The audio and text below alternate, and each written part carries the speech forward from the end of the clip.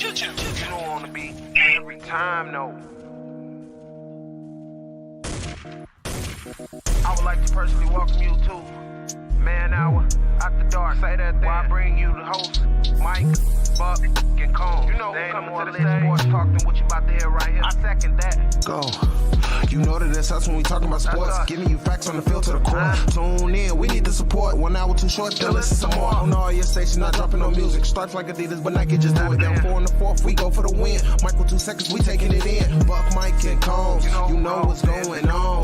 Man, now we're After Dark, no LA, we the big spark. No 4th and inches won't cut you short. Got the best talking, it's all sports. Buzzing more than buzzer beaters. We coming live all through your speakers, go. And what is up, Man Hour Nation? Michael Buckasha with the Man Hour. Be sure to head over to manhourradio.com and check out the new and improved blog section. Dropping about 4 to 5 blogs a day over there, guys. We're writing about Packers, Giants, Eagles, Cowboys, Chiefs, Dolphins, who else? Patriots, Jets, 49ers. Yeah, all those teams, guys, happening. Blogs over there are happening. Good things are happening. Also, the Man Hour merchandise is over there as well, so click on the merchandise page and get some good merch. Speaking of good merch, we do have waffle merch out there. Wyatt, you are the king of the waffles. What's up tonight, buddy? Nothing much, man. I feel like every single time I get on here, I say the exact same thing. Oh, I went to class. Welcome to being an adult, Wyatt. Yeah, that's kind of. I mean, today was fun though. I mean, I actually went into the studio today from 10 to 2. Then I came home, hung out with Nikki for an hour and ate lunch. And then I had to be back to class by 3. I was in class from 3 to 7. Got off at 7ish, and then headed back here. And tomorrow I get to meet Danny Duncan for a second time, so I'm hyped about that. And also last night I got 2 Fortnite wins back to back, and it was my first 2 wins ever. Flex on them. Yeah. And I just got a brand new Stormtrooper skin, so there you go. And they have like lightsaber. They're doing like a Star Wars theme right now for it. They have like lightsabers in the game, and I won the second game because I like chopped somebody with the Mace Windu's purple lightsaber, and I was in a clone outfit. I was like, what is happening right now? So why? I got my nerd out. There you go. Yeah, there you go. Like say, you are 100% nerd right now. Speaking of nerds, we do have a man on the phone. This man likes to make very provocative statements out there, and last night was no different with the if and then statements. So Beastie Combs is on the phone with us tonight. What's going on, Beastie? What is going on, Michael Buckheiser? What is going on, Wyatt Williams? What is going on, Man Hour Nation? Guys, what kind of world am I living in right now where Michael Buckheiser is saying I make outlandish statements? It's a factual world where the May the 4th be with you. It's a week and a half past, so may the 4th be with Buck, because Buck is leading the Man Hour right now, and I'm happy. The only force that's just Buck when you're sitting on the throne in the bathroom. Yeah. So I had Chinese for a lunch. I ate lunch about 11:30, and I have shat 4 times since then.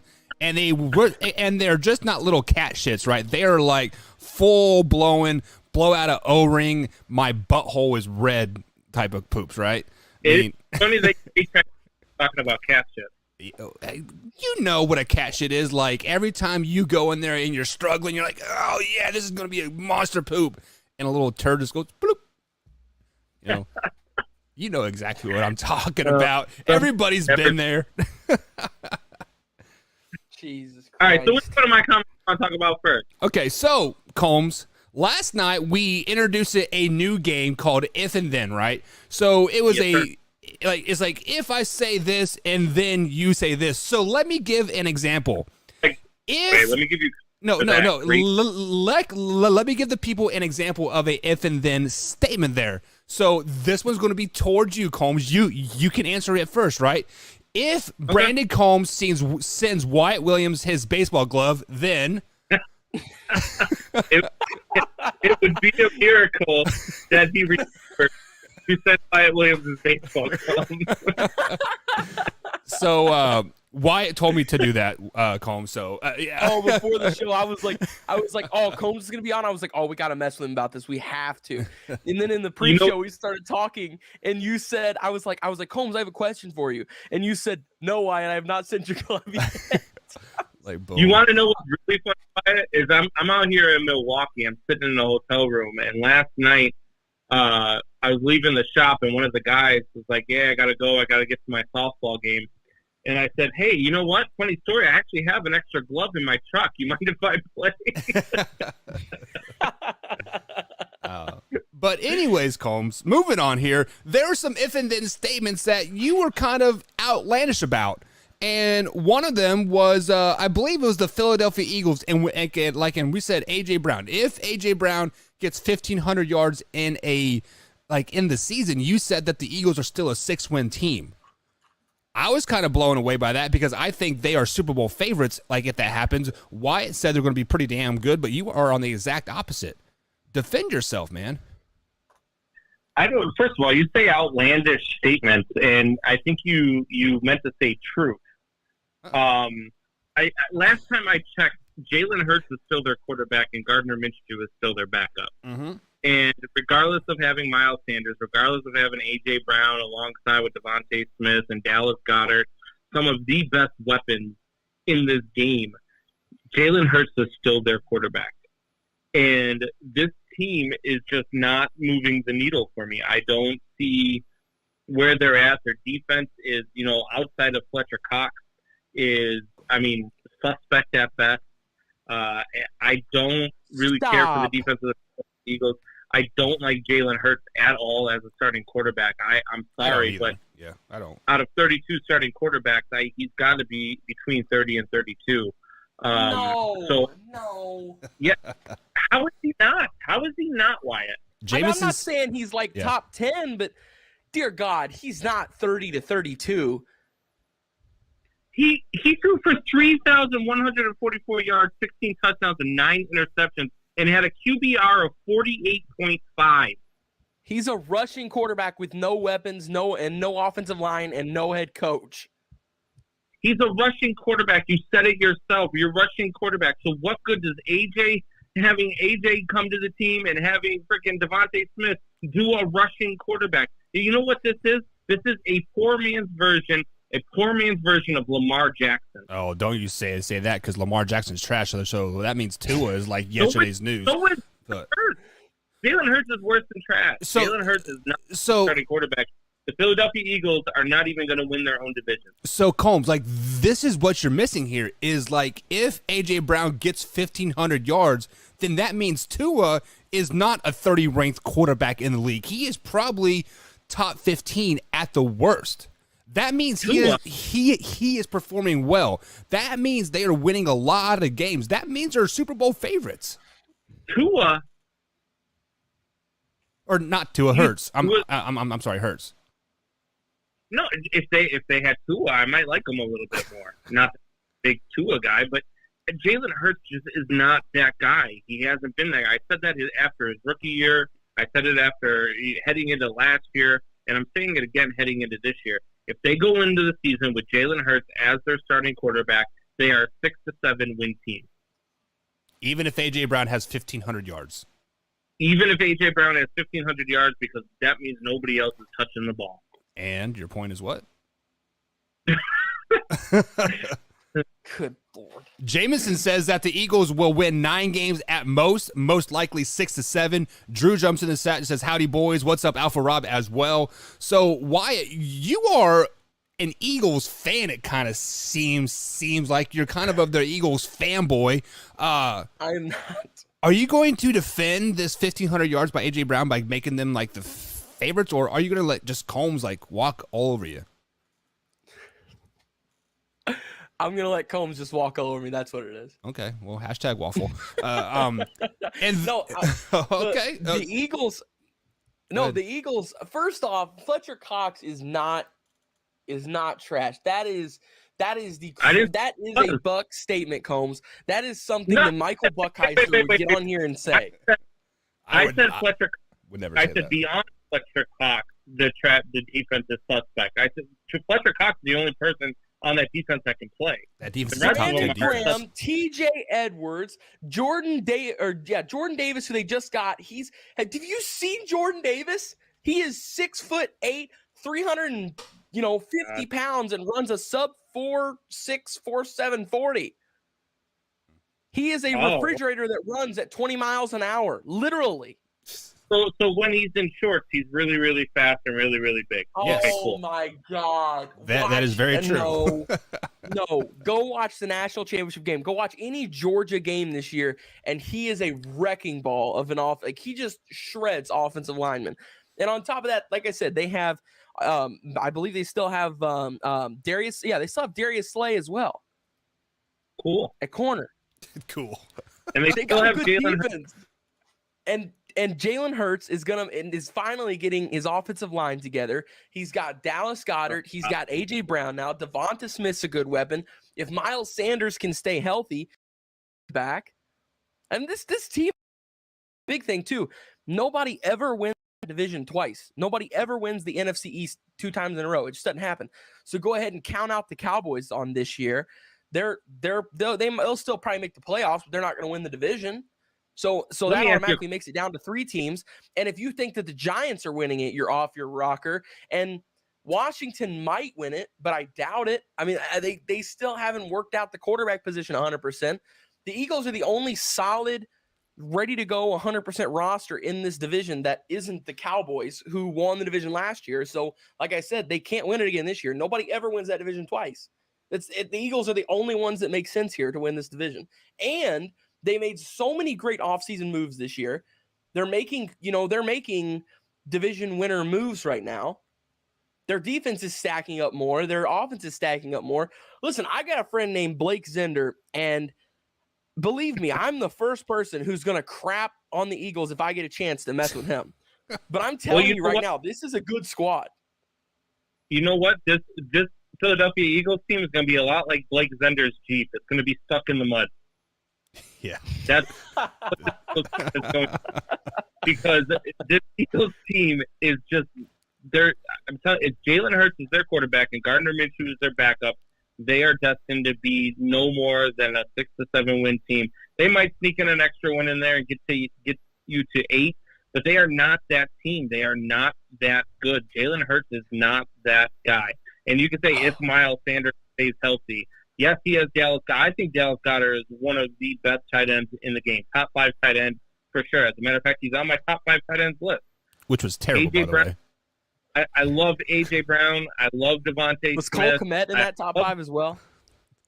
I don't love Jalen Hurts throwing the ball because Jalen Hurts has a propensity to throw the ball more to the defense than he does to his own team. He definitely has had some inaccuracy issues in the past. I 100% agree with that, but it's just like this team is stacking up so well that I think he's going to work through those things. I really do. Plus, he's getting Do you think he's going to get better on your why? Because he's got better wide receivers? That's great. You can have all the wide receivers you want if you can't hit them. Well, I mean, okay. Okay, so your wide receivers aren't getting open either. Wyatt, let me tell you how to defeat this topic right here. Combs, you know who else threw a lot of interceptions his first couple years of his career? Peyton Manning. No, Jesus. Here we go. I'm just saying. Yep. There is a chance. Oh, you know, because you have that exact that's the same exact argument that for my guy Jameis Winston, and you dismiss that when I say it. Now because it supports your argument, now you want to use it and it's supposed to help.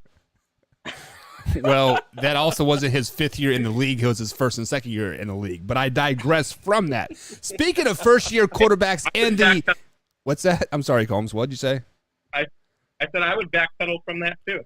No, well, I was trying to transition here in the biz. That's what we call it, a transition. You set it up and I knock it down, and it was a perfect transition until you opened your mouth again. But we digress from that. So the first if and then statement that we had last night was if Desmond Ridder starts for Atlanta, then Combs, you said they go 0-17. Yeah. Why? I think they're a 1-16 team as it is, and I think that Desmond Ridder is not ready to be an NFL starting quarterback. I think Desmond Ridder can develop over a couple of years of sitting behind a solid backup, but he's got Marcus Mariota, so that's going to be troublesome in itself. This Atlanta Falcons team, to me, got a lot worse at the quarterback position over the offseason. I think that Desmond Ridder is not the answer. I don't think he is a franchise quarterback. I think he can be one of those guys that, maybe develops over time into something that is pliable, but I think he's one of those quarterbacks that's destined to be like a Nick Foles type, who is just always one of those quarterbacks who can come in and get you 2 or 3 games on the fly, but is not a guy that's going to be able to start 16 to 17 games for you. Is Nick Foles a Super Bowl champion? He is. Okay, just making sure. Wyatt? How many start that season? What's that? How many games did he start that season? It was he came in week 13 or 14, so yeah, he was what? No, they were 11-1 whenever he got hurt. Yeah, week 13 he came in, so there's 3, that's 7-8 games. Right, so that makes him what? A very pliable backup. Yeah. What he was. He was a backup, somebody that they could use. Really good, come in and get you a bunch of Tommy.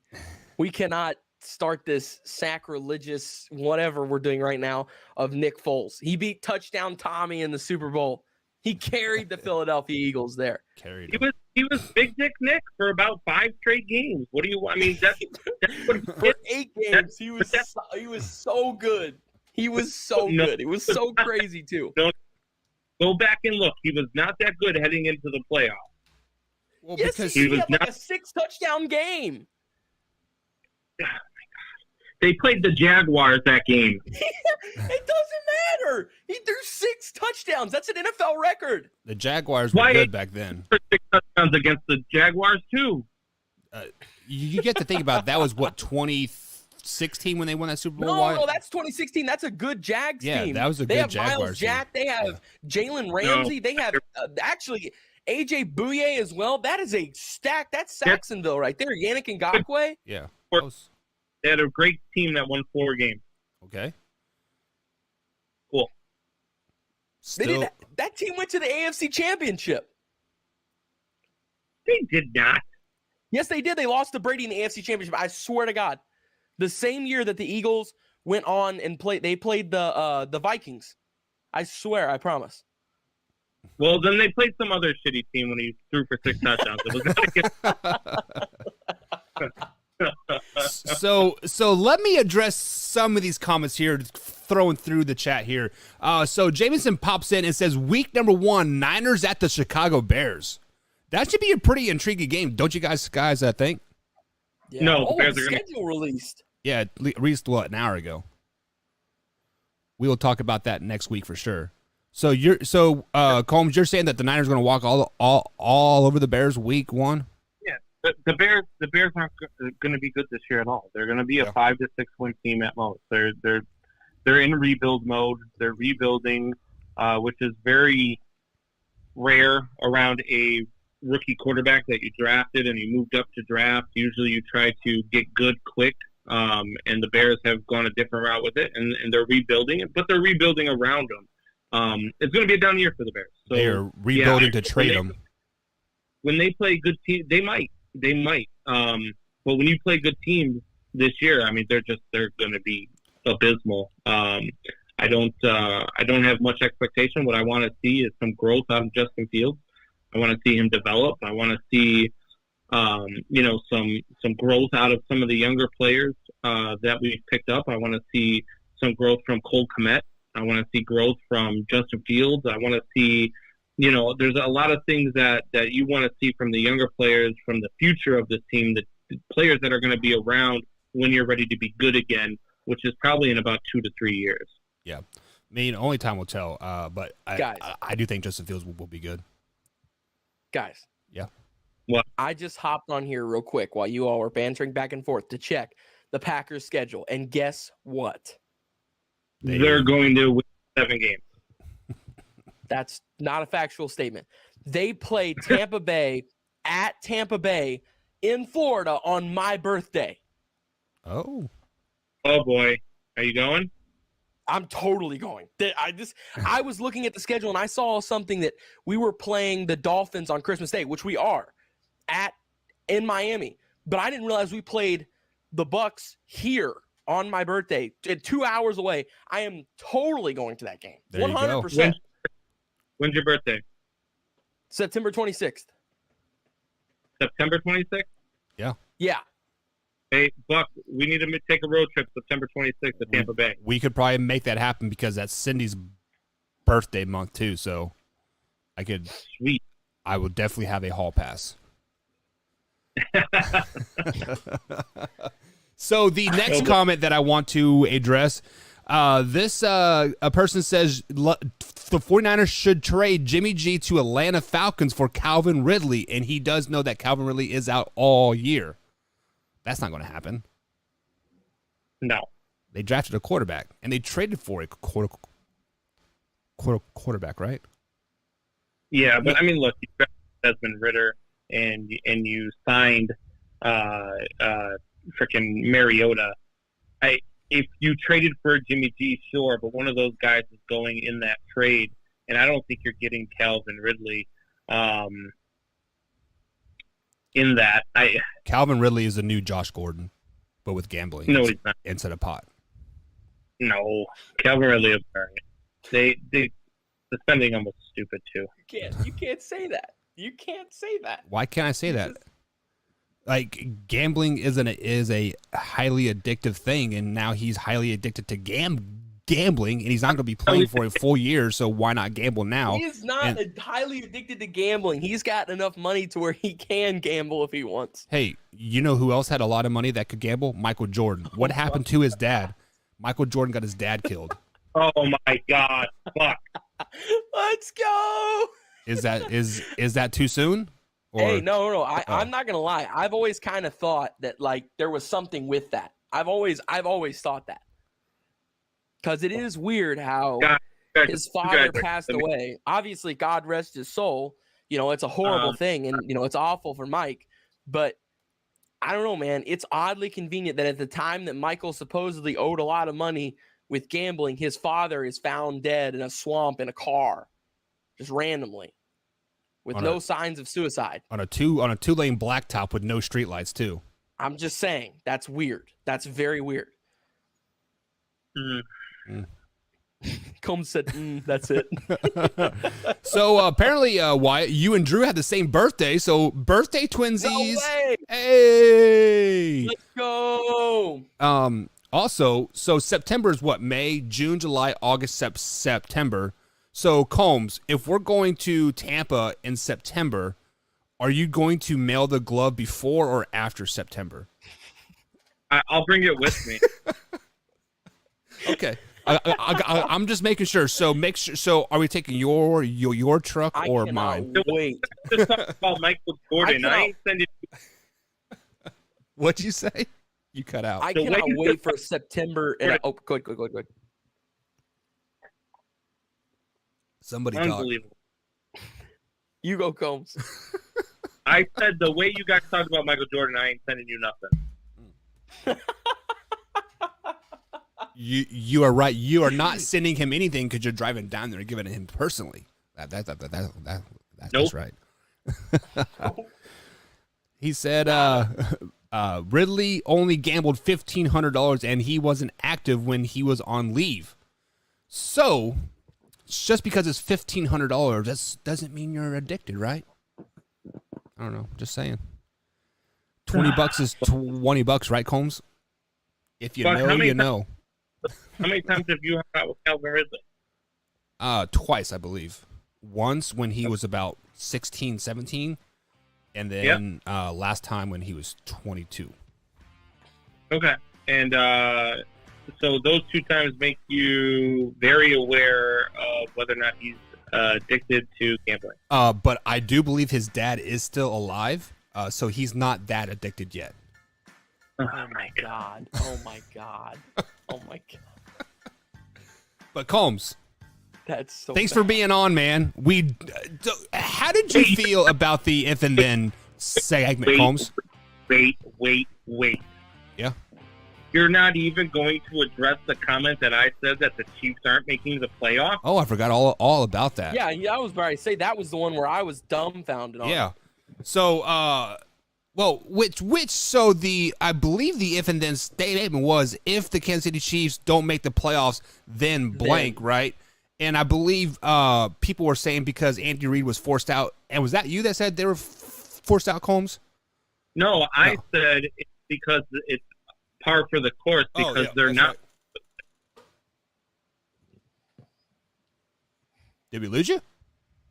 No, I'm here. Oh. I said they're not in the playoffs. But why? Like, why do you think that is?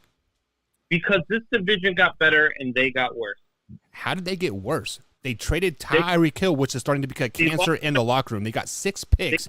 Wyatt is going to tell me here in about 5-10 minutes that they got an A+ in their draft, and they got Juju Smith, which is a great number 2 receiver to Travis Kelce. First of all, Juju Smith-Schuster is not a wide receiver that you can rely on to be your number 1 wide receiver. That's why I said he's a great number 2. Because what's going to happen is they are going to realize that they can double team Travis Kelce and do not have to double team Juju Smith-Schuster. They are going to take. Right now, the Kansas City Chiefs are the 3rd best team in their own division. See, well, I don't know though. I think that's whenever Juju plays the best though, is whenever he's a number 2. I mean, remember how dominant he was whenever him and AB played together? Right. That's the best Juju Smith-Schuster we ever had because he was single covered. Juju Smith-Schuster is not that guy. Juju Smith-Schuster is. I don't know about all that. What the way as good as the Chargers got this offseason? Are you kidding me? This Chargers team is much improved, and I'm not saying that they Kansas City Chiefs. Yeah, I'm not saying that they win the division. I'm just saying they make the playoffs. This is still a 10 or 11 win team. Just the problem is the winner of the AFC West is going to win 14 to 13 games. That's the problem. The only way they get in literally all 4 teams will probably have double-digit wins this year. They have to. The only way they get in is if all 4 teams from the division get in. That's the only way they're. So you're telling me that they're going to be last in the division, Combs? Yeah, I do believe they're the worst team in this division. Wow, yeah. The Denver Broncos are hands down the worst team in it, and in that division. And their star receiver Jerry Jeudy just got arrested and is being held without bond. So what the fuck did he do? Right? I mean, clearly they're not doing good things. Buck. What? I'm just messing with you. Oh, I was waiting to hear what came out of your mouth. That's all. I don't know. I don't know what he did because all I saw was Jerry Jeudy was arrested and being held without bond. Like, I haven't read the article or anything. So I mean, it could be as minor as he didn't pay a parking ticket in Florida, right? But obviously he did something wrong.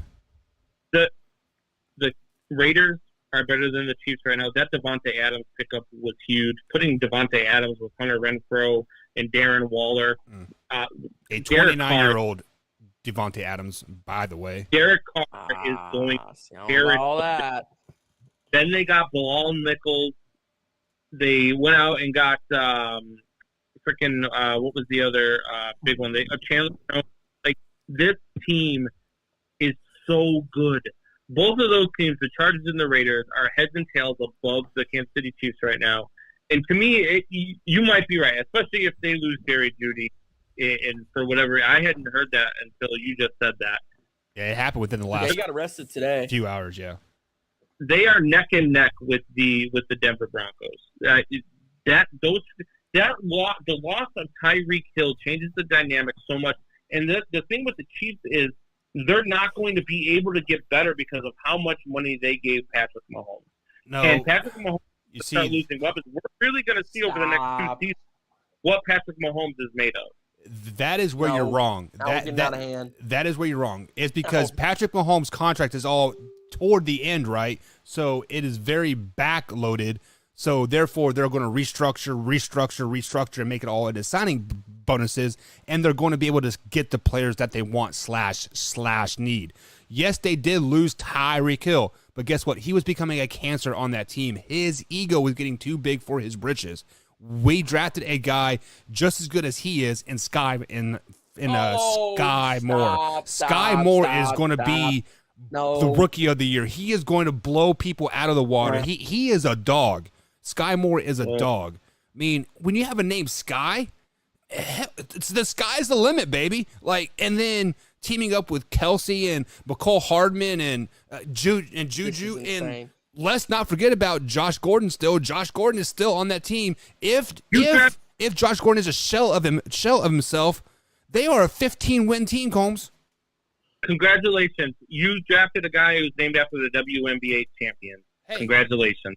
They're champions. They're champions. You only know that because it's a Chicago team. It's true. But look, they got on the offensive line. They got worse at wide receiver. Juju Smith-Schuster and Marquez Valdez-Scantling are not the same wide receiver as Tyreek Hill. You're right. Sorry, they're better.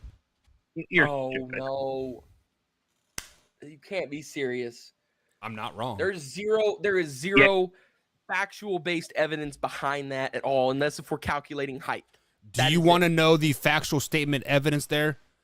I won't believe you. I will not believe you. What round was Tyreek Hill drafted in? 5th or 6th round, right? It was the 6th. Yeah. That is because he was above average JUCO player in Kansas.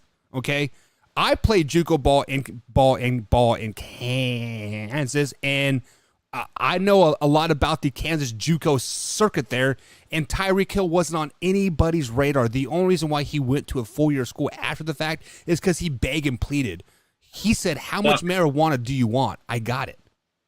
Did you look at the Chiefs? What? They play the Cardinals, Chargers, Colts, Raiders, Bills, and Niners to start the season. You know the whole. Then they play there. They will only lose at Mile High. Bengals, Broncos, Texans, which will be a cakewalk. The Seahawks, which will be a cakewalk. They get Denver and Vegas again. This team is winning probably 8 to 9 games. Dude, what are you guys doing right now? You guys are throwing around so much crap right now. I can't even believe what I'm hearing. What you can believe, Kansas City Chiefs will be going back to the playoffs again. What? We'll be going to the Super Bowl again. Okay, here we go. I'm going to settle all of this. The Kansas City Chiefs will be in the playoffs. They'll win at least 10 games. There's no way they're under 10 games. And if they are, then the rest of it's like a Dwight situation where the rest of the office is like, Dwight, what do we do if you die? He says, if I'm dead, all of you have been dead for weeks. If the Chiefs are dead in the playoff contention, then the rest of the league has been dead for weeks. Okay? So first off, the Chiefs are making the playoffs. Second off, there is not a wide receiver in the league other than Devontae Adams that is as good as Tyreek Hill. There's not. That's a false statement. Therefore, Marquez Valdez-Scantling, therefore, Juju Smith-Schuster, therefore, Sky Moore, therefore, whoever you want to mention, McCole Hardman, they're not better than Tyreek Hill. I cannot believe I'm even saying this right now. So, hey, hear me out. Hear me out. Let me bring some logic to this conversation here, okay? Yes or no, is Patrick Mahomes a top quarterback in the league? Yes. Yes, okay. Is Tua a top quarterback in the league? No. Can Tua throw the ball 20 yards down the field? According to that video the other day, no. No. Exactly. How did Tyreek Hill succeed running like his head cut off 55, 70 yards down the field? Patrick Mahomes can throw the ball. Tua can't. Case closed. But Tyreek Hill does a lot of stuff in the slot, in the flats and stuff like that, and does moves that people can't catch him. He runs out of bounds after 3 yards because he doesn't want to get hit because he's a little bitch. Hey, Wyatt. I can't believe this. What's up, Combs? If the Kansas City Chiefs win more than 9 games, I will dress in drag, and I will do the show for a month dressed in drag. Makeup, wig, everything. But if they win 9 or less games, you have to shave your head. Like bald? No, you have to. How about you have to get at least a fade? A 3 guard. On top? A 2 guard. Well, you don't know what a fade is, Wyatt? A 4-guard on top. How about that? I'll give you a 4-guard on top. No, I'm sorry. I mean, Wyatt, a 4-guard is still an inch and a half. You're so sure. I can't. How about I'm positive of it, but I'm just not betting my hair. I don't know if Patrick Mahomes tears his ACL next year and Chad Henne's at the helm. Okay, let's put a disclaimer on it. Like I'm not putting my hair on Chad Henne's back. Well, let's put a disclaimer on it. If Patrick Mahomes plays 14 games or more, then the bet's on. Well, okay, well then no, because there's still like Travis Kelce is still an influential role. If Travis Kelce gets hurt, I think that takes a big dip. Hashtag waffle in the chat. There's way too many factors that could go way wrong and be completely out of my control. There's way too many factors to this. Wyatt, repeat after me. I am scared to bet hair. No, here's what I will say. This is the most intriguing offer I've ever heard about the hair. You actually made me think about it for a second. Like we're getting closer. So I will applaud. I'm applauding you now, Brandon Combs. You made me think about it for a second. You have to dye your hair. How about that? I'll dress in drag. I will go to a drag bar where they do shows, and I will do a drag show.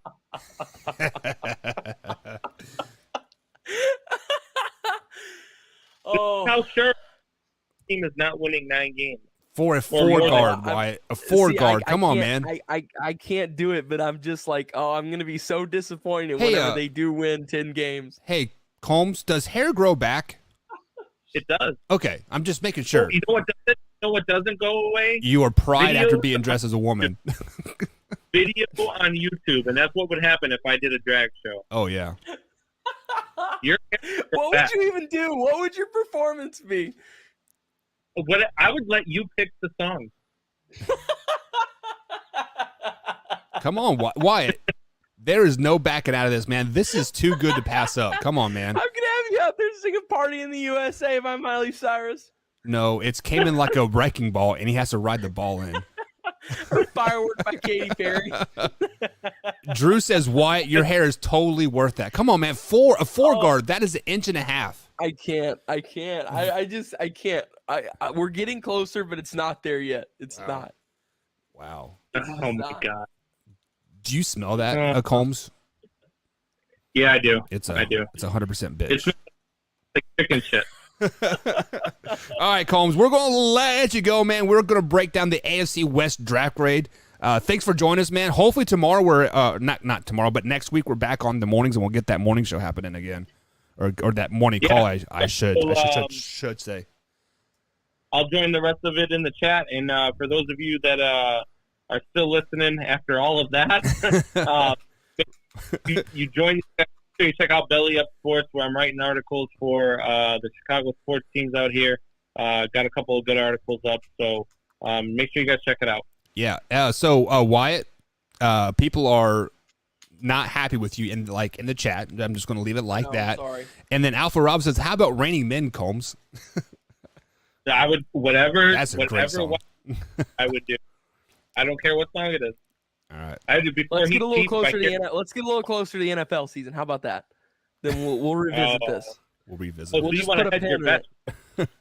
I'm kind of disappointed in myself as it is right now, but I don't know. It can't be worth it. The longer you wait, the worse the bet gets. That's all I'm saying. I won't do as much the longer you wait. Yeah. All right, Combs. We'll talk to you next week, man. All right, we'll talk to you later, Wyatt. I'm going to dress in drag and play some softball with your glove. All right. All right, later, bub. Bye. All right, guys, that is our man, Beastie Combs. Be sure to follow him on Twitter at manhour_Combs, right there over there on the old Twitter machine. So, Wyatt, it is that special time of night where we jump into actual football talk, actual knowledge, actual logic, actually putting a number to the bean counters out there, right? So the AFC West has been arguably going to be probably one of the toughest divisions out there, and this division got much, much better in the offseason as we were talking about, and the draft didn't follow suit. How did the Denver Broncos do in this year's draft? Well, the Denver Broncos, I thought, did a pretty good job. Although their first pick was essentially spent on Russell Wilson. So right there, I think they traded for a great quarterback, and that right there just boosts their draft grade up for me automatically. But then after that, in round 2, pick 64, they got Nick Bonito, edge out of Oklahoma. And this guy is a killer off the edge. Killer with a capital K. This guy is crazy. His presence in the backfield is always known.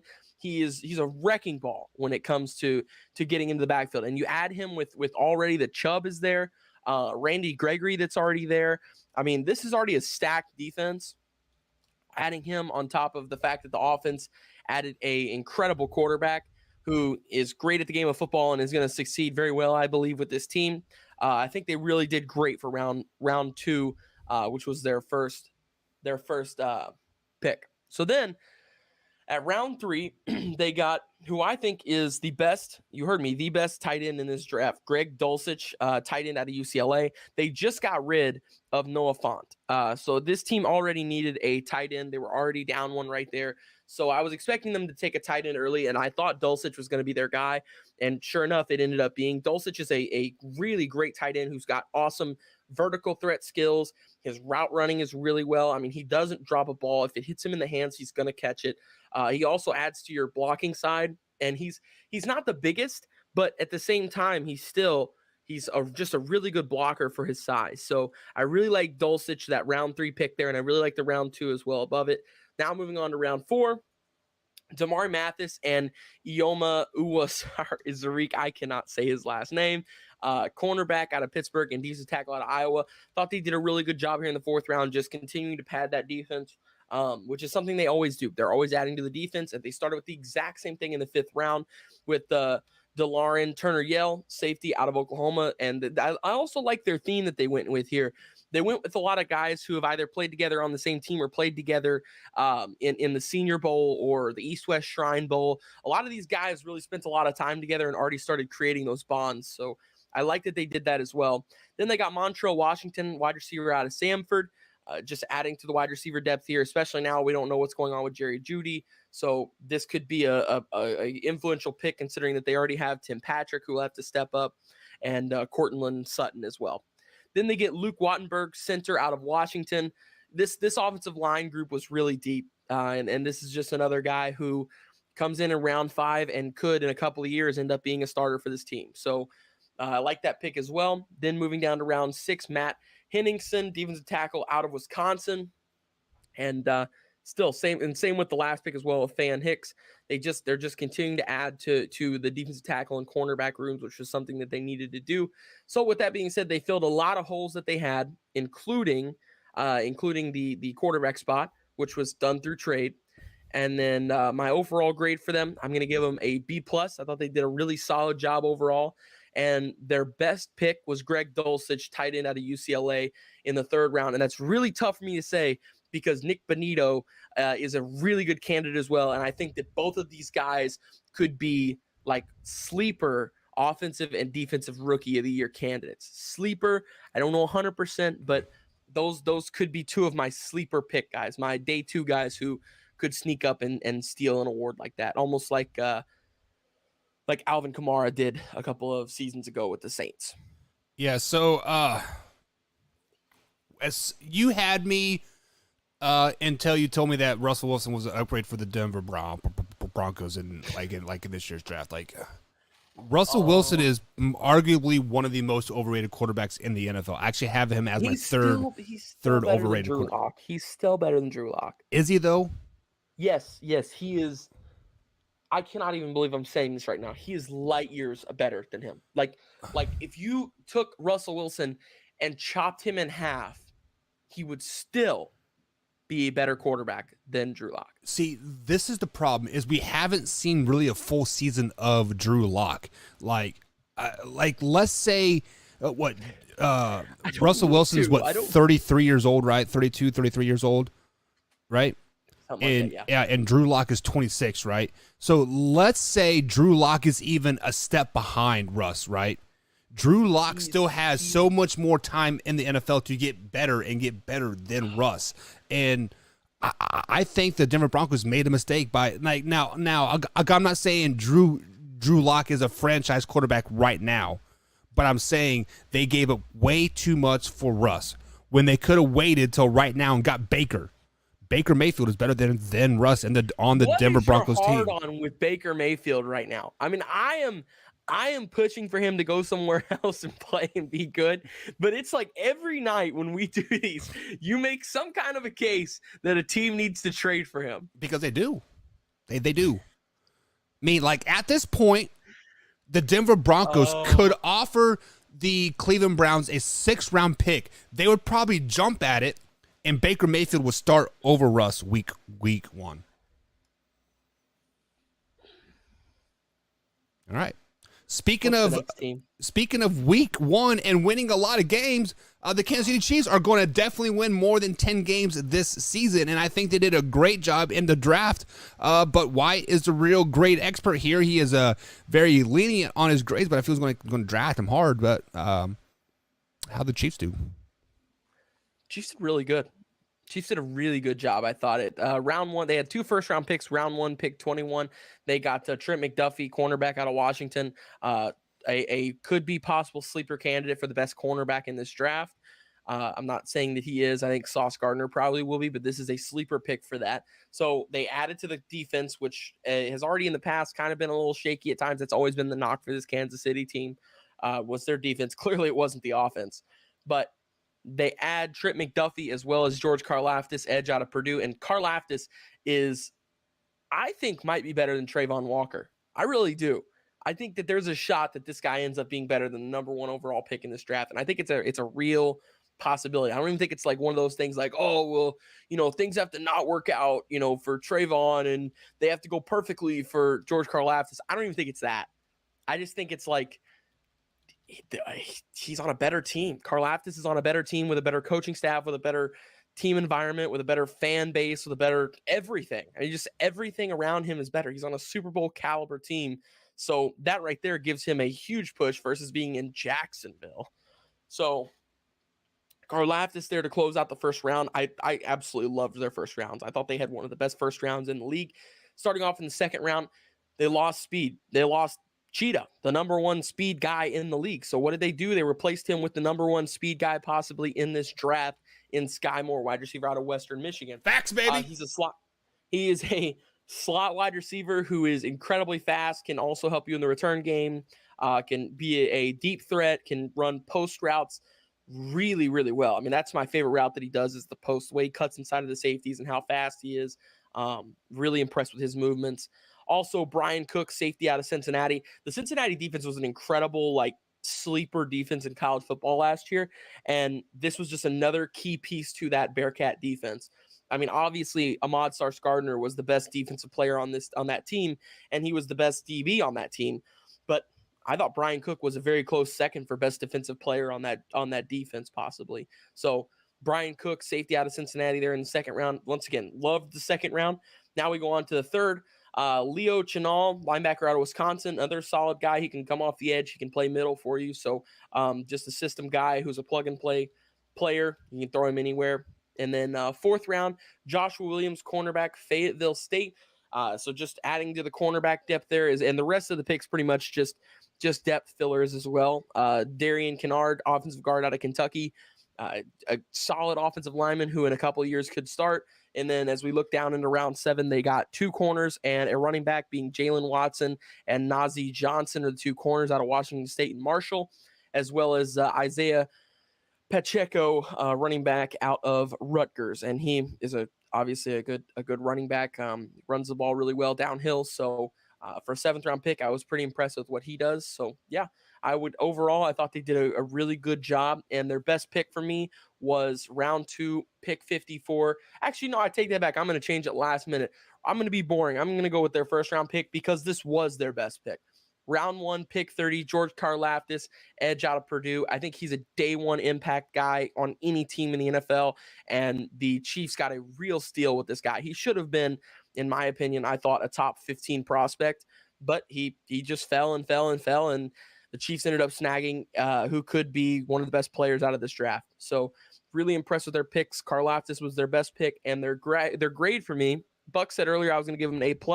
I am not going to give them an A+, but I'm going to give them an A. So there you go. That is satisfactory. But let me tell you a little bit about Sky Moore, Wyatt. I have an inside source that played Sky Moore or played against Sky Moore in the MAC last season, and he went off for them for 6 touchdowns in that game. Isaac Hatfield said this is the fastest human being he has ever seen, ever. Now, that's saying something because you know your boy, Winkers, right? Pretty damn fast, right? He said he made Winkers look slow. Sky Moore is going to be a beast to reckon with. He is going to pick up Tyreek Hill just fine. At this moment, he may be faster than Winkers, but give Wink some time. Yeah, Don't you worry. I saw Wink in the spring game. He was ridiculous, wasn't he? He was mowing over grown ass men. Dude, he's he puts a smile on my face when he runs the ball. I mean, he's exciting. And does he's he gonna be, ever get mad? No. I swear to God, he is the most level-headed. Like when it comes to playing football, he just keeps the levelest head I've ever seen. He doesn't freak out about things. It's just, and I can tell you from personally being his friend and playing with him on the field as well, he's an incredible teammate. And Illinois State got one heck of a running back, and a lot of teams are really going to regret in the next 2 years not going after him, especially they might regret this year. Some that I won't say the names of that pulled offers at the very end and did some stuff they shouldn't have. They're going to regret that. They're really, really, really going to regret that. And Winkers is going to be, and the best part is he doesn't even know. Like I've talked to him about it, and he has no clue really that he's that good. Like I've got to spend a lot of time. I worked with the IHSA broadcasting and stuff, so I got to spend a lot of time all over Indiana calling basketball games, and Indiana has some of the best basketball in the world for high school ranks. So I got to see all kinds of athletes, and when athletes are good, they know it. And you can just see it in them. They know it, they believe it, and all that stuff. And Winkers believes he's good, but he doesn't know how good he is. You can just tell. He has no clue that he's this freak monster running back that's insane. And like I just, like I said, it puts a smile on my face every time he runs the ball. I love it. The only person that I can really compare him to, honestly, is King Henry, because he is a north and south guy. And if he puts on about 30 pounds, look out. Watch out. Well, he's already up to, like, I think he's at 205, something like that right now, 210. Yeah. You put about 230 on 40 him. Down to, yeah, and he's still got the 40 down to like sub 4.4. Yeah. I mean, he moves. Crazy. He moves, and when he lowers his shoulder, you saw it in the spring game. I mean, there's some pop. There's some power behind that. It's not like power that you're ready for. He hits you, and you're like, wow, that was crazy. We need to get him on the show. Anyways, moving on to the next team here, and that is going to be the LA Chargers here. Chargers made some good offseason moves. They picked up Clay Mack, and Justin Herbert is probably a top 3 quarterback in the NFL going into this year 100%. But Wyatt, how they do in the draft, that's all that matters. I thought really everybody in this group did a pretty solid job in the AFC West, and they were no different, obviously. At pick 17 in round 1, they got Zion Johnson, offensive lineman out of Boston College, one of the more underrated linemen in this draft, and I think he's going to be a great pair with Christian Darrisaw, who they picked up last year.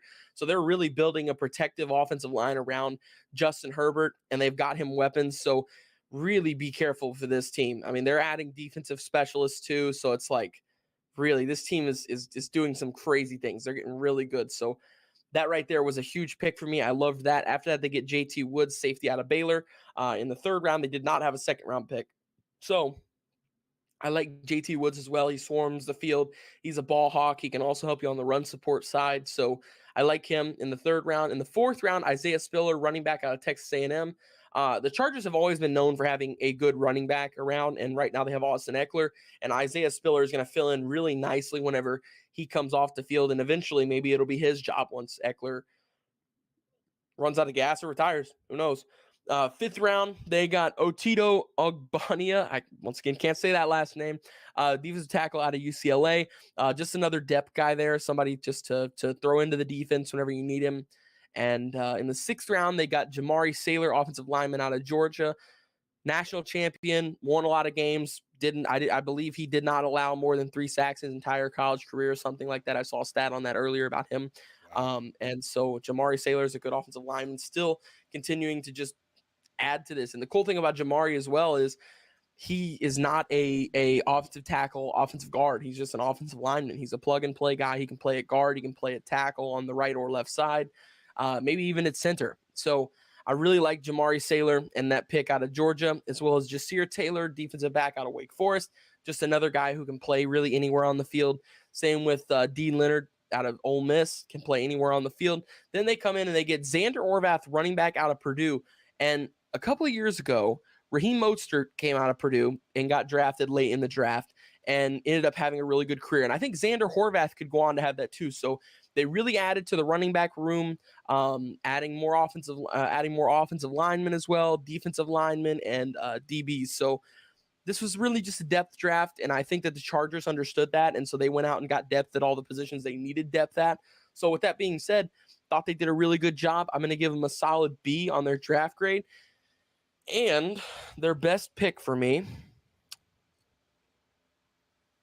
Give him that running back. God, I'm gonna do it again. The reason why I just struggled for a second is because I told myself I wasn't gonna keep doing it, but I'm going to right here. He's the best player they got. Zion Johnson, first rounder, pick 17, offensive line round at Boston College. He's the best pickup they got. Yeah, like I was looking through the colleges, of like who is producing the most NFL players and like all that stuff, just out of curiosity. Purdue has secretly produced a lot of NFL players that are really good, that are like flying under the radar type thing. Yeah. Drew Brees. I'm talking about Rondale Moore for the Cardinals. Like I think he is going to explode. Karlaftis. Yeah, I mean, he's going to do really good this year. Like I don't know what they're putting in the water up there in Purdue, but they're doing something right. And yeah, up there in West Lafayette. Yeah, so congratulations to those guys. Speaking of something in the water, there is obviously something in the water in Vegas because it seems like everybody wants to go there right now, including Davante Adams. And just like the rest of the AFC West, they did a lot of work in the offseason. But how'd they do in the draft, Wyatt? Well, what they had to work with in the draft, they did pretty good. They traded away their second round pick and got Davante Adams. He's the best wide receiver in the NFL. It's just that simple. He's already got chemistry with their quarterback. While he is 29 and probably only has 2 years left of his prime, he's still Davante Adams. He's still ridiculous. And if him and Carr can get on the same page that Aaron Rodgers and him were on, which I could totally see it happening because they had that connection in college at Fresno State. If they can get on board with that early, this team's going to win a lot of football games and a lot of really important football games. So right there off the bat, I gave them a huge boost up because they got Davante with that first and second round pick. With that, after that, in the third round, they got Dylan Parham, offensive guard out of Memphis. This offensive line needed some padding, and they did that. They added him as well. In the fourth round, they got Zamir White, running back out of Georgia. This is a pretty interesting signing because I actually think Zamir is going to get a lot of touches this year, because Josh Jacobs' rookie deal is coming to an end, and they're not 100% sure if they want to sign him again. So this could be like hey, let's hand that Zamir guy the ball a couple of times and see how well he runs the ball. If he runs the ball pretty good, we know that we don't have to pay Josh Jacobs the, $10, $20 million that he's going to be looking for. So Zamir White, actually look for him to be a guy who could get some impact moments this year, as well as Neil Farrell. He's a defensive tackle out of LSU, and same with Matthew Butler in the fifth round, just adding some more depth at defensive line. Here's the big one. You ready for this? The sleeper pick of the draft for me came for the Las Vegas Raiders. Round 7, pick 238, Thayer Munford Jr., offensive tackle out of Ohio State. I was stunned that he went in the 7th round. I was so stunned. I could not believe that he made it past the 4th round, honestly. I was kind of shocked that he made it past the 3rd round. This is a guy, he is massive. He's a massive offensive lineman, and he is going to make an impact on this team. Teams will be sorry that they let Thayer Munford drop in this draft like this and let him go in the 7th round. This is a huge mistake. I just keep on saying it because I was just so confused. as to how he kept falling like that. Thayer Munford is a great offensive tackle who I think is going to have a really nice NFL career with the Las Vegas Raiders and whoever else he plays for if he decides to leave. So after that, then they got Britton Brown, running back out of UCLA, just still testing the waters on these running backs here. Britton Brown, maybe another guy who could get some touches. I don't think he'll get as much as Wyatt does, unless if they get into training camp and OTAs and he's, they're handing him the ball and they're like, oh, wait, okay, this guy's actually a dude. So unless if that happens, then I doubt that he gets as many touches as Amir will. So with that being said, their overall draft grade for me was a B+, and I gave their best pick was easy to me. It was round 7, pick 238, and Thayer Munford, offensive tackle out of Ohio State.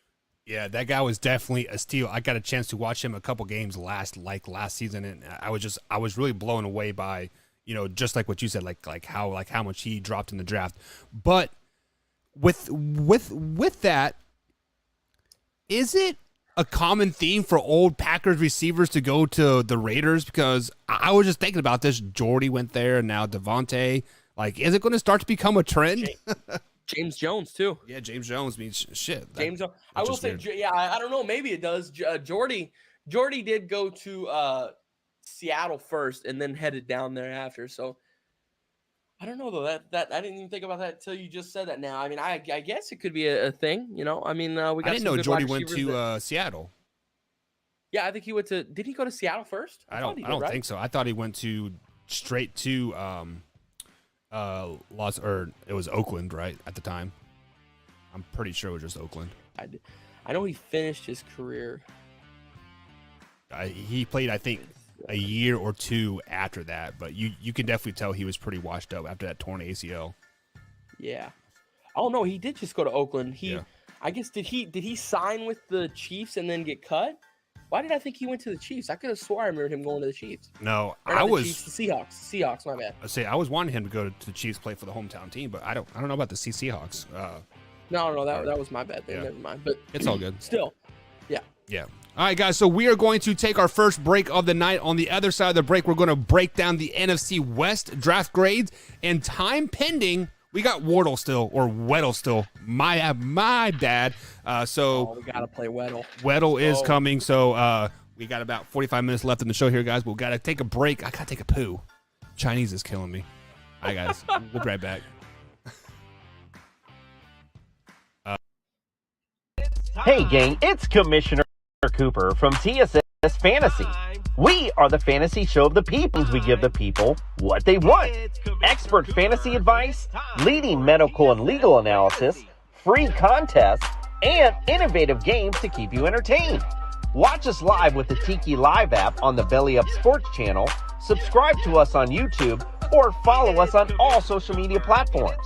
Visit TSSFantasy.com today for all the latest updates from the fantasy show of the people. We put the fun in fantasy. I use mayo over sour cream, yeah. Right. That's because you have high cholesterol. Okay. If you drafted Julio Jones, you got ghosted.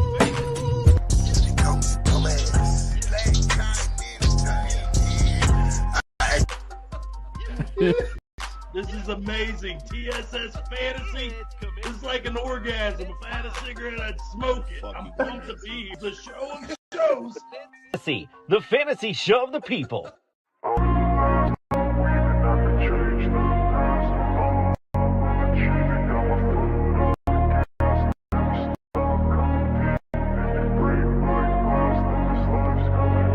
Invest in my name, check no restraints, I'm obsessed with the pain. I ingest, I retain, assess and I change. Be free one day from society's restraints. Money, clout and fame, mud, disease, a plague. We all love to hate, have to play the game, have to make a name. All our insecurities are on display. This is war with the enemy, think that it was meant to be. Living in a time where disease is on every screen. I won't let them fester me, I know most are festering. Negativity is a plague for the mentally weak.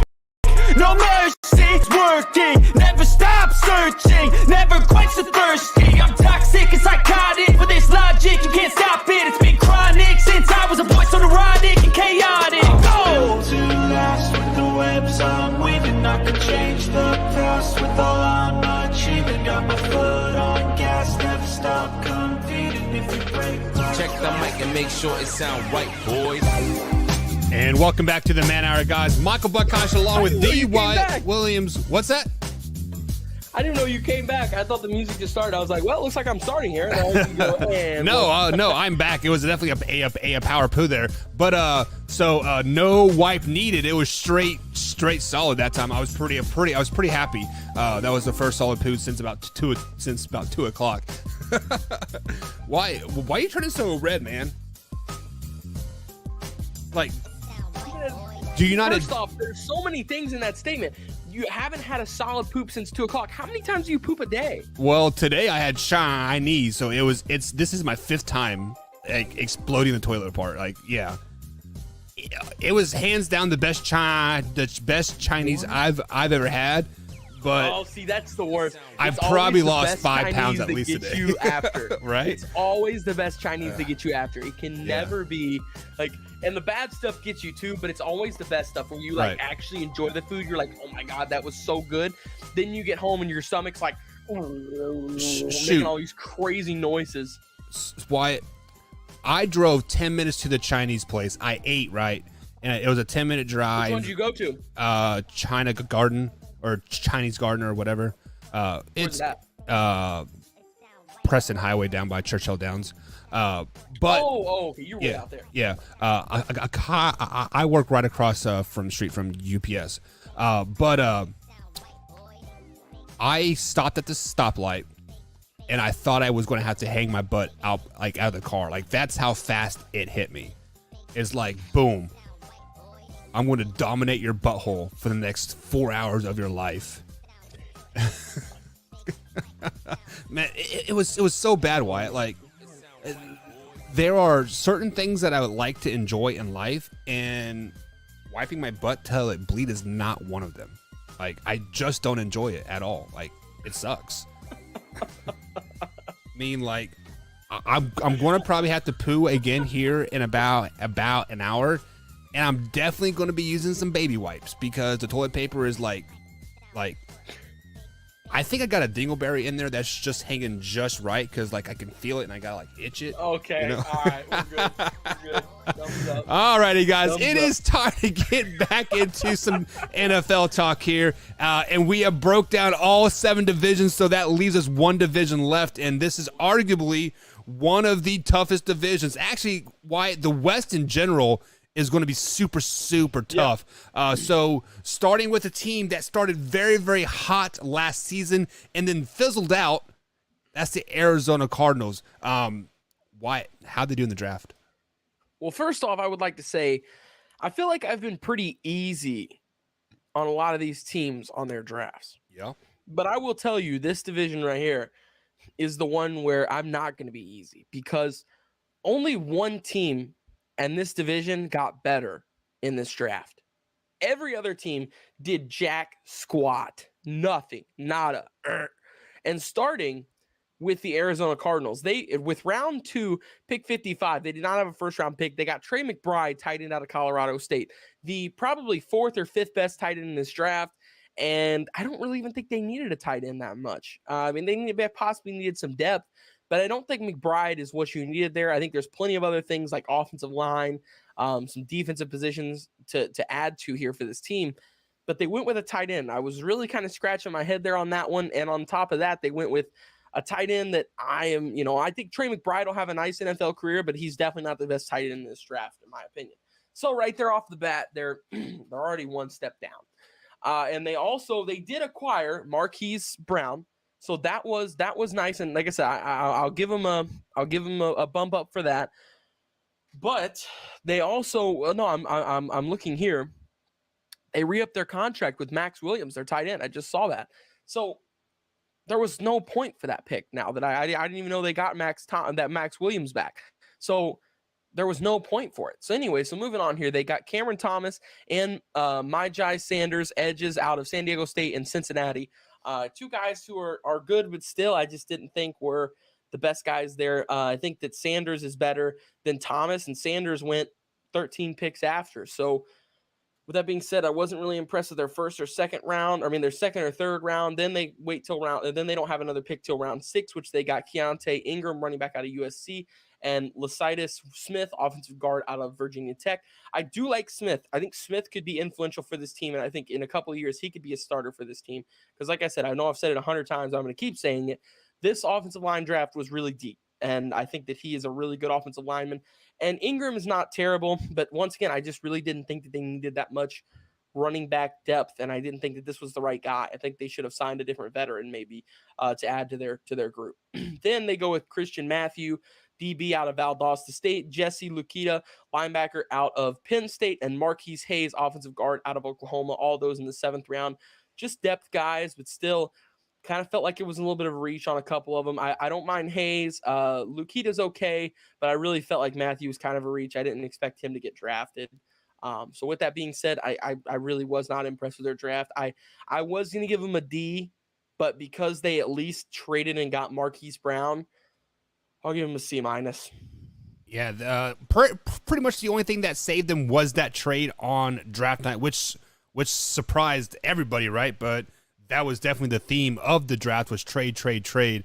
So when you are 11-6 and you are a first-round playoff exit, you need to do better in this draft, and they didn't. So unfortunately, Arizona fans, this sucks for them. But Wyatt, so moving on to the next team here, it is the LA Rams. They are the Super Bowl champions. They finished 12-5 last season. And how'd they do in the draft? Well, the Los Angeles Rams, once again, this wasn't the team that I was saying had a really good draft. So that leaves it down to 2. It's either the Niners or the Seahawks, and I won't say just yet. But with that being said, I really just wasn't huge on this draft either. I didn't think they did anything crazy. They didn't have a first or second round pick, obviously, because they traded for Matt Stafford. So accounting that in, I give them a bump up for that because they got a Super Bowl out of it. So bang, right there, they're up a little bit. But their draft after was just average or bad at every single pick that there was nothing else I could really go off of. Bruss in round 3, Durant in round 4, and Williams in round 5. I felt like all were stretches. Should have been picked. All of them should have been shifted one round down in their picks. Then round 6, Quentin Lake, safety out of UCLA. Wasn't a big fan of the safety pick there. I didn't really think that they needed to get him. And then cornerback, Darian Kendrick out of Georgia. Still just didn't think that there was a cornerback needed there. And then in the 7th round, I really thought their best pick was the 261 in 7th round, A.J. Arcuri, offensive tackle out of Michigan. And then, I take that back. Daniel Hardy, edge out of Montana State. I liked a couple of the Montana State guys this year, and this was one of them. So I will say they did have that. That'll be my best pick for them. My best pick is Daniel Hardy. But overall, still just kind of wasn't a bad draft, but it was just an average draft. It wasn't like there was nothing, that stuck out to me here with their draft class. So with that being said, I'm giving them a C on this, just average, not a little above average, not below average, just a C average. So yeah, and then like I said, their best pick for me is it's Daniel Hardy. Yeah, so the one thing about this draft for the Rams is I did like their defensive picks because their defense is very old. It's a very aging defense, so they are going to have to start plugging and playing some of those players at some point. I think the average age on the defensive side is 29, and that's old in the NFL. So they definitely start to rebuild. And I mean, I'm not saying it was a splash draft by any means, but they definitely added some depth and some pieces that they'll use 2-3 years down the road. So they do got that going for them. So the next team in the division here is the San Francisco 49ers. They are a 10-7 team regular season, but when Jimmy G is healthy, they're a damn good playoff team, and they make it to the NFC Championship.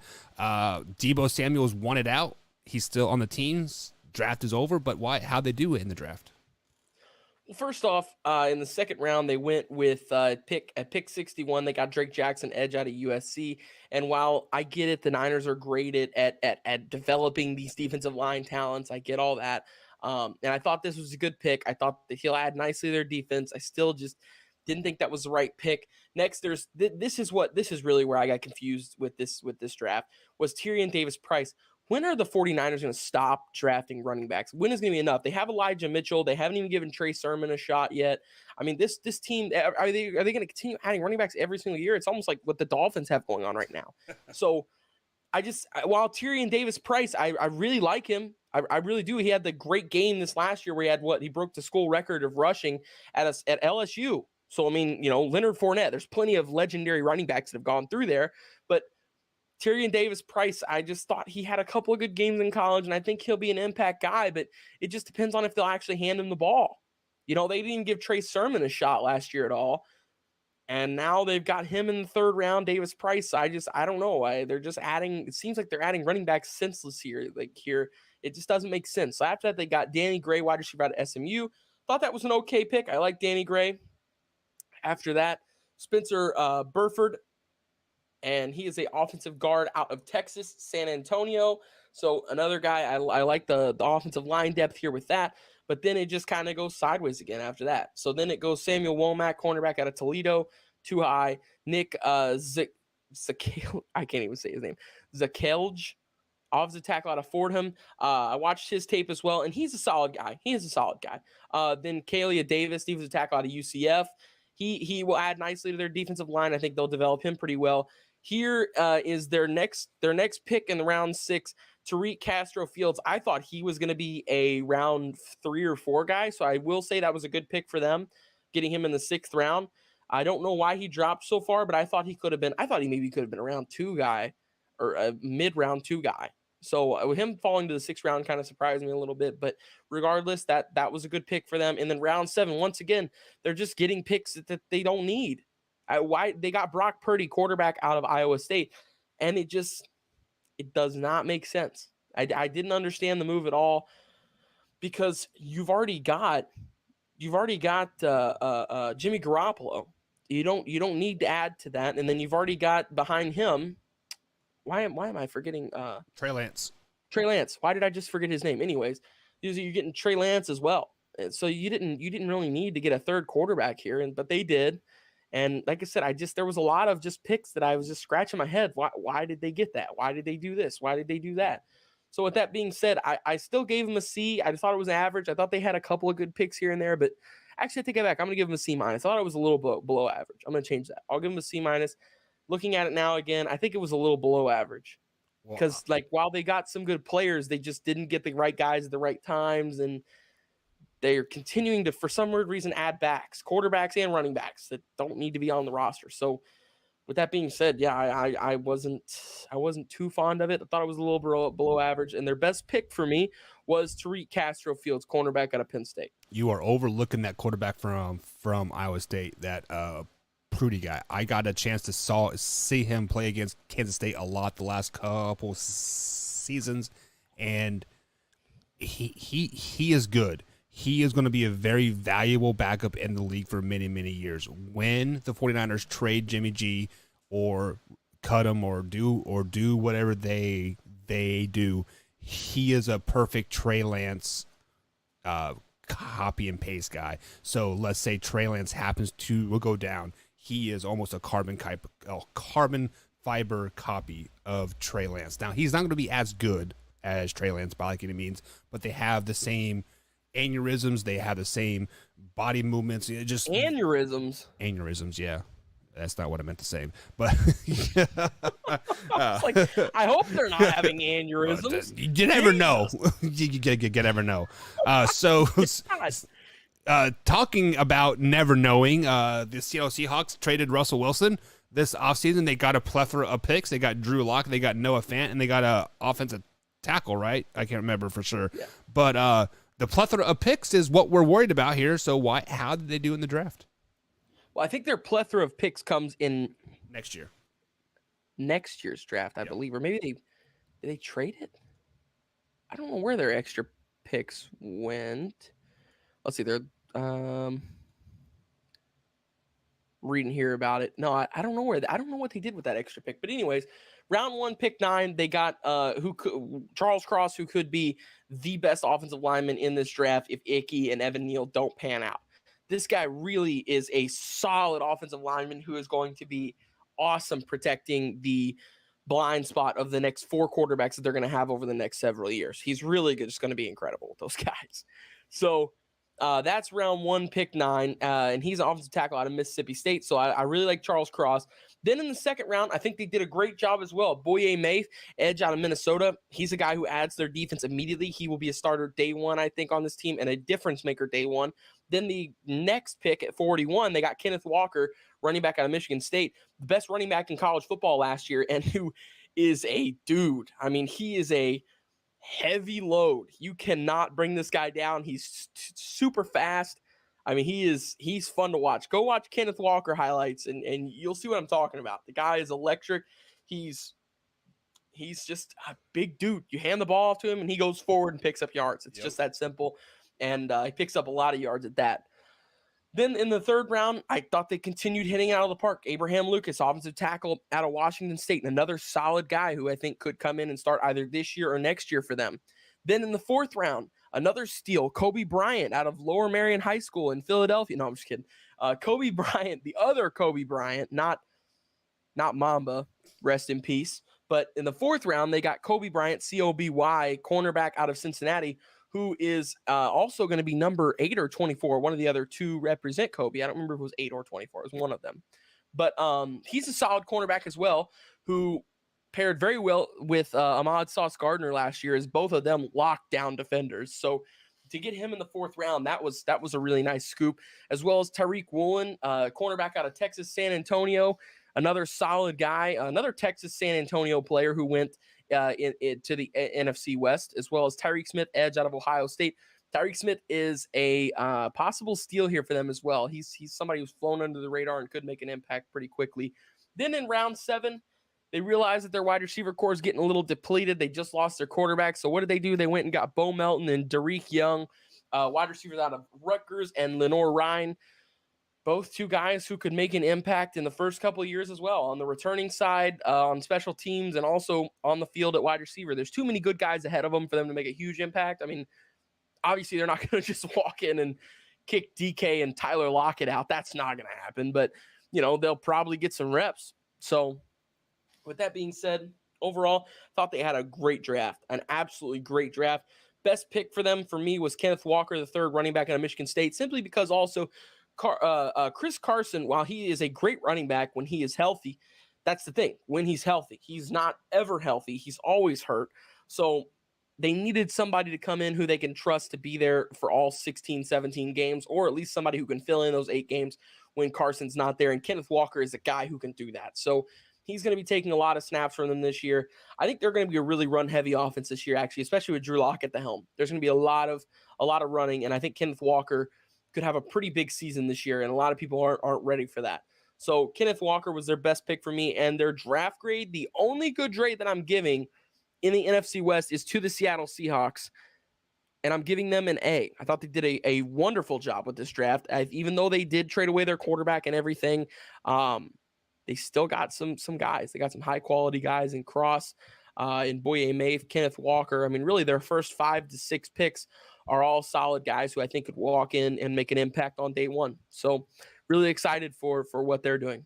Yeah, so the only thing that I disagree with you about your whole draft grade for the Seahawks was that you think Drew Lock is going to be the starter in Seattle, and that is absolutely false.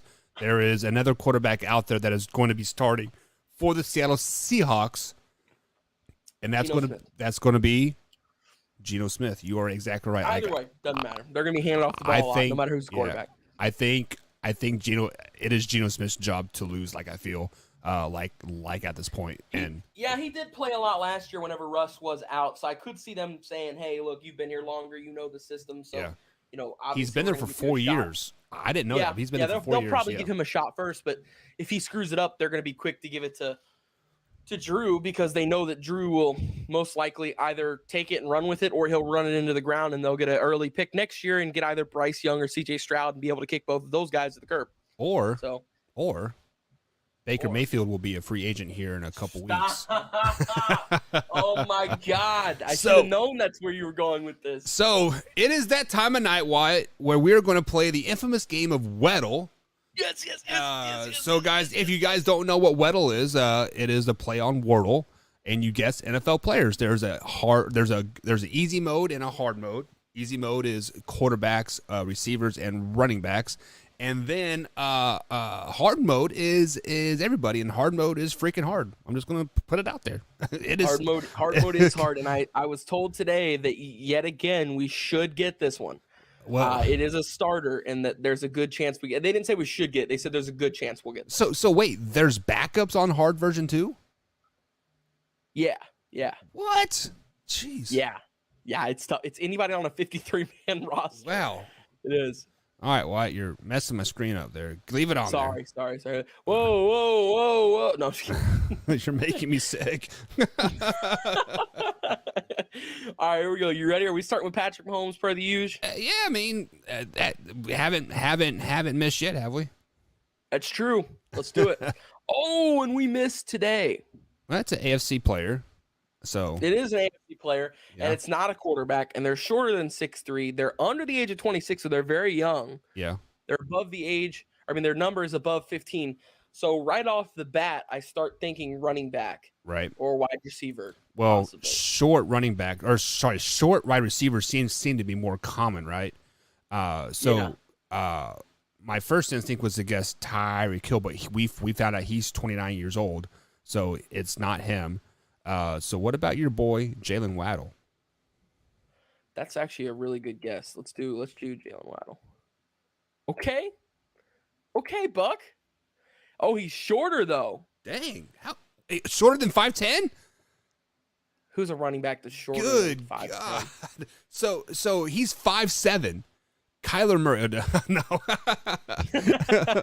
Oh, wow. So somebody shorter than Kyler Murray in the NFL in the AFC, huh? So it's AFC. It's AFC North or South too. And we're looking at a running back, huh? And it's got to be running. There's no way there's a 5'8" or 5'9" tight end. There's literally no way. That does not exist. Yeah, no. Unless you're playing maybe high school football and the guy happens to be jacked. Yeah. Okay, that's the only reason why that would ever happen. Even then, if he's jacked, you'd probably put him in as nose guard. Let's just be honest. Yeah, that's true. So it's gotta be an RB, and they are either 5'9" or 5'8". They are the age of 23, and they are 19 and above is their number. So AFC North running backs and AFC South running backs. So we're going to first of all we're going to eliminate the Browns because Chubb and Hunt are both older, right? Yeah, they're older than 23. Yeah, so this guy has to be a rookie in the last. Yeah.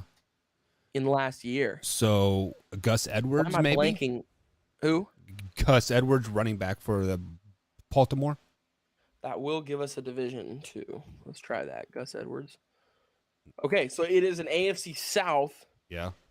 Running back. Okay. AFC South running back. Huh? Oh man, Gus Edwards is 27. I didn't even know that. Yeah. I thought he was only like a couple years in the league. Huh. Me too. But so, anyways, AFC South. He hasn't played much.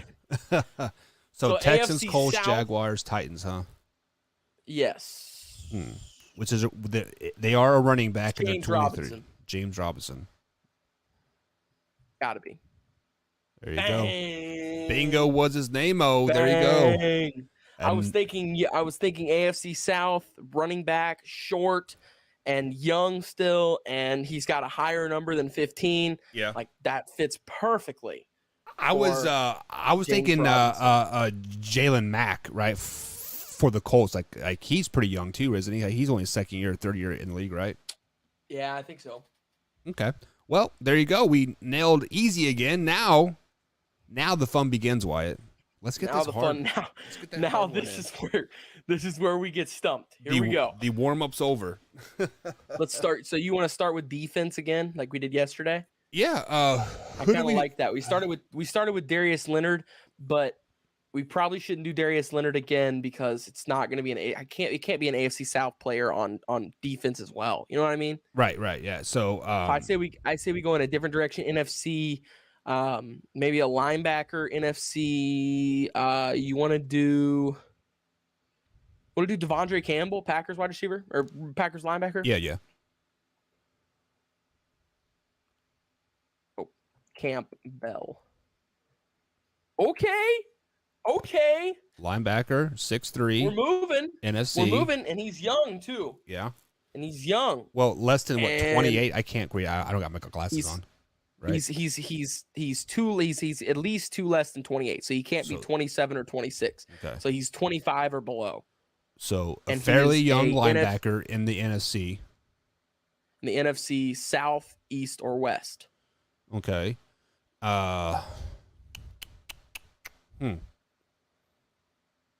Linebackers. How old is Deion Jones? I have no idea.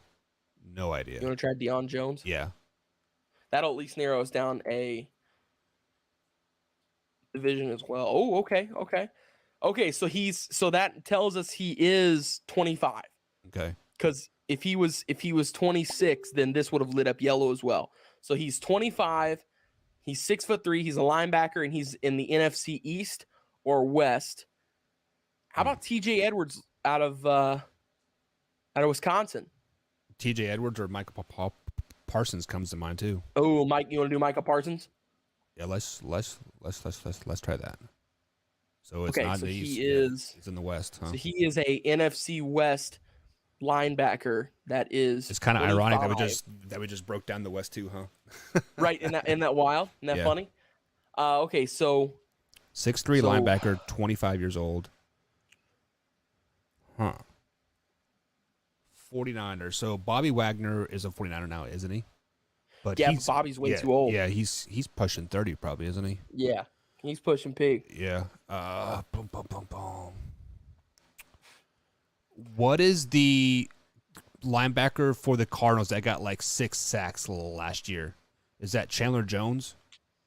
Yeah, Chandler Jones is way too old though. Oh, is he? Chandler Jones has been in the league for a while. Okay. He played with the Patriots for a while, and then I think didn't he play with the Chiefs? No, he did not. Not that I'm aware of. I don't know. Let's see. So NFC West. I think Max Crosby is listed as a defensive end, so we can't. I don't think we can go with him. Does he play for the Raiders? Or he plays. Never mind. He's AFC West. I'm stupid. Yeah. I'm sorry. I'll wake up. Let's see here. So NFC West linebacker that's young. What about Jordan Brooks out of Seattle? Okay. We're getting closer. Okay, yeah, and that 100% guarantees us now that it's 25. Yeah. Since it's got how about the middle linebacker for the San Francisco 49ers? Fred Warner? Yeah, Fred Warner. That's a great guess. Fred Warner might actually be it. And there we go. Yes, sir. Yes. Boom, baby. Let's go. Why? It's so hype whenever you get it too. I was thinking about Fred Warner like 2 minutes ago, and I thought to myself, I was like, I think he's a little too old actually. And then you said it again, and I was like, no, if Buck's saying it too, let's go with it. Yeah, man. Let's go. What a guess, Buck. This game is very sneakily fun, Wyatt. Like it is. I mean, like yes. Cindy plays Wordle like all the time. Like, oh, this is fucking dumb. You know, oh, you get like an A or whatever. Cool, but this is fun. I gotta like this one. This one is fun. If we have time, there's another one too. They have called Purtle, and that's for NBA players. Well, I would be screwed, but yeah, I mean, we definitely got time. Let's play some Purtle. Let's play easy, like because so does because hard I'll be fucked. Yeah, me too. I would probably be screwed on that one too. Okay, so we got 8 guesses. Okay, so explain to me how this works. Is it just like is it all NBA players or? It's the exact same, but it's NBA players. Okay. And so, then what's the difference between easy and hard then? Like hard, they play. There's not an easy and hard. There's not an easy and hard mode. What they do is they give you a silhouette. Okay. So this is our silhouette. We can tell, like He's bald. Al Horford. Yes, yeah. Al. You want to go with Al first? Nailed it. Oh. Okay, so they are. We did get the East. Why did the team light up yellow? Eastern Conference. Well, but this would have been green. Oh. What causes it to light up yellow? I don't know. It's within 1 or 2, right? Well, I don't. I'm confused by that. I am too. That's weird. Because if this was yellow, then that means that it should be an Eastern Conference team. But then that means this would be green. Yeah. So I don't know. Let's just play this by ear here. Maybe it's not a center forward, so it's a guard, and they're much younger. So like what they have like the Pacific and Central. Yeah. Well, division's right here too. Oh, okay. I don't know. That's weird. That confuses me. You want okay? Let's go with a younger guard here in the West. Okay. For this one, you want to go with De'Aaron Fox? I like Fox. Yeah, definitely. Swipe a Fox. Oh yes. So they play in the West. They're in the Pacific Conference, which I'm gonna have to look up what the Pacific Conference totally is. I think it's Kings, obviously. It's Warriors. It's Lakers, Clippers, Kings, and the Suns too. I think. I think the Suns are in the Pacific as well. I believe. So there's 6'3" guard, huh? How about Devin Booker? That's a good. I think Devin Booker's a little taller than that, but that will at least get us closer to a team. Okay, yeah, he's 6'5". Okay, so they're older too.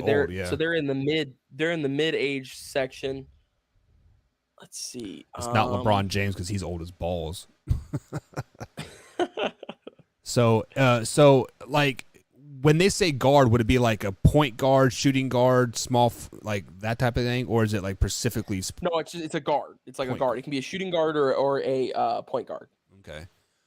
So how old is that Poole guy for the Golden State? He's young. He's younger. He's probably about the same. I think he's actually might be around De'Aaron Fox's age. So they're want to try. So Steph they're Curry? 27 and below 35. Al Horford's 35 years old. Damn. Yes, Steph Curry's a good one. Yeah. Steph Curry, I think, might actually be it. Whoa, Steph Curry's 30, isn't he? He's 34. 34. Damn. Wow. So we've at least narrowed down the team now. We know that we have not. It's either Lakers or shoot. So it's going to be Lakers, Clippers, or it's going to be Lakers, Clippers. That's it. That's all we have left in that Pacific Division. Yeah. Because we've already done these three and it won those three. So it's a guard for the Lakers. Is it Russell Westbrook? You want to try Russ? Yeah. So 31 years old. What's the silhouette on this? So it is a Laker, right? It is a Laker. It is a Laker there, and we 31 years old. Yeah. 6 Okay, foot. so that means he has to be. He's 2 away from here because if 34 would have lit up then. Yeah. So he's 2 away from here. So he's 31. Okay. He plays for the Los Angeles Lakers. Why am I drawing a blank on this? So the Lakers guards, Russell Westbrook was their point guards, right? Yes. Was Malik Monk? He's a guard, isn't he? He is, but he's too young. Yeah, he's too young. I'm how old is Kendrick Nunn is what's coming to mind right now, but the problem is I think Kendrick Nunn might be. Is it possibly Avery Bradley too? Is it the 2 guard for the Lakers was Austin Rivers, right? Doc Rivers' son. Yeah, he played a little bit. I think. Yeah. I think it might be. I'm thinking it might be Avery Bradley. He didn't play too much last year, and a lot of people don't realize he was on the Lakers. I got a really big feeling it might be him. Okay. Because he's got to be 30 or 31. He is a guard. He's about 6'3" I would say. He's somewhere right above 6 foot. Yeah. So let's put it in there. Avery Bradley. There you go. He's not bald. He's just receding. He's just receding. Let's go, Wyatt. Go. Yes, sir. Yes. Man. We're ridiculous at this. We are too good. You are ridiculous at this, yes. This is fun. I love games like this. These are, yes. Yeah. It gets me excited. Wow. I'm surprised there's not a baseball one, to be honest. Let me check. Dude, we're not playing baseball. We're talking to... We'd have to have Brandon Combs. Yeah. What's it called? Is it called... Is it Wendell? I don't know. I didn't even know these games existed until Tuesday. No, I don't know what it is. I'll try and find a baseball one, and then whenever we have Combs on, Combs take a stab at it while we sit back here and guess what it could be. He would freaking jack off to that. 100%. All right, Wyatt, we are up against the time, man. It's been a great draft breakdown. The NFL schedule is officially out as of, 7 p.m., I think, East Coast time, when it's officially released. Speaking of which, did you see that Twitter troll account where the guy was, like, leaking all the NFL games, got like 10,000 followers? Like, what? Yes. Like, and he was totally just making shit up. Yeah, it's just like there was a guy a couple of years ago who made a Twitter account of a fake athlete and like posted that he was getting all these offers and stuff, and 24/7 Sports gave him a 4-star and put him on there as like the top offensive lineman in the class or a top 5 or something like that, and he didn't even exist. Like this guy didn't even exist. Wow. So it's just like, oh man, it's one of those things where in life you can totally just fake it till you make it. It's crazy. It is like that movie on Hulu, right? Like where the 19-year-old girl was like piss poor broke and made like a $9 billion company or something like that. Like, did you hear about that? I forget her name was like Faith something, like what was her name, but yeah. I haven't heard of that. I should watch that. That sounds really good. Yeah, it's very intriguing. Apparently she was taught to talk in a very, very low voice because women with low voices, they listen to them more, I guess, or something. I don't know.